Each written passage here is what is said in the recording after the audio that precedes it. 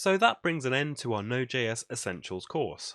We've come a long way from learning what Node.js is, to getting it installed and writing your first Hello World program, and we tried to cover as much of the core Node.js API so that you get an understanding of what is actually built in and what you can achieve when writing applications with Node.js. But we've also seen a lot of the flexibilities that the npm repository, and with it a lot of the pre-built packages that are available, can bring to your projects when you're starting to do more advanced things.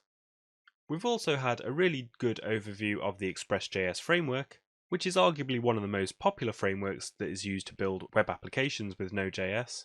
And with that, we've learned a lot of the core concepts of building a web app, such as routing and templating of your web pages. And we've even covered how to deploy those applications once you've completed them to either a cloud provider like Heroku or a virtual private server provider like DigitalOcean. So if you're looking at where to go next, there really is no limit to where you can go with Node.js, especially now you've got the essentials of how those core features work. The best advice I can give you is to think of your own projects or applications that you want to build, find relevant npm packages that will help you along the way, and get things deployed early so that you can test them out with your users, or get feedback from other people that you know. I hope you've enjoyed this course, and I look forward to teaching you in more advanced Node.js projects and tutorials.